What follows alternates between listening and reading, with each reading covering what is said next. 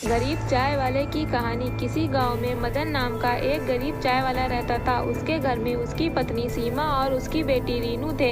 रमन गांव में ही चाय बेचता था। इसी से उसका तथा परिवार का खर्चा बड़ी मुश्किल से चल पाता था।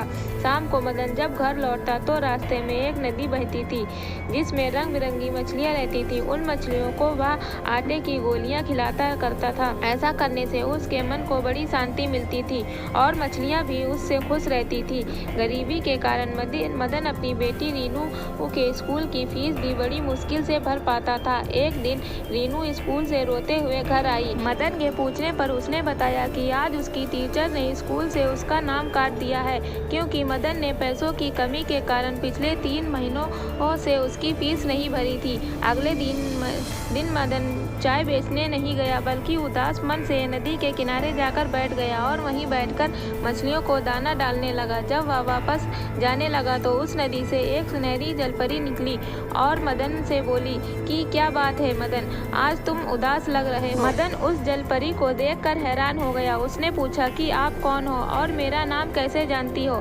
जलपरी ने कहा, मैं एक जलपरी हूँ और उसमें कुछ जादुई शक्तियाँ हैं जिससे मैंने तुम्हारा नाम जान लिया है। तुम्हारी मछलियों को दाना खिलाने की आदत से मैं प्रसन्न हूँ। अगर तुम्हें कोई कष्ट है तो मुझे बताओ, मैं तुम्हारी सहायता करूंगी। मदन ने सारी बात उस जलपरी को बता दी। जलपरी ने कहा, मदन कल तुम सूरज निकलने से पहले यहाँ आना। मैं तुम्हें सोने के सिक्कों से भरा एक थैला दूंगी जिससे तुम अपने परिवार का खर्चा अच्छे से उठा सकोगे। यह सुनकर जलपरी वापस नदी में चली गई। अगले दिन सूरज निकलने से पहले ही मदन नदी पर पहुंचा। तभी वहां जलपरी प्रकट हुई और उसने मदन को सोने के सिक्के से भरी एक थैली दे दी।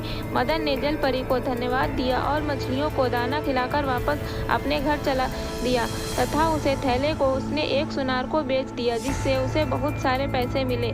सबसे पहले मदन ने अपनी बेटी के स्कूल की फीस भरी जिससे कि वह वापस अपनी पढ़ाई शुरू कर सके। कुछ महीनों के बाद मदन ने उन पैसों की मदद से एक छोटा सा होटल शुरू कर दिया। उस होटल से उसकी आर्थिक स्थिति अच्छी होने लगी तथा उसने एक पक्का मकान भी बनवा लिया। वीडियो अच्छी लगी हो तो लाइक करें। ऐसी अमेजिंग कहानी देखने के लिए चैनल को सब्सक्राइब कर लें।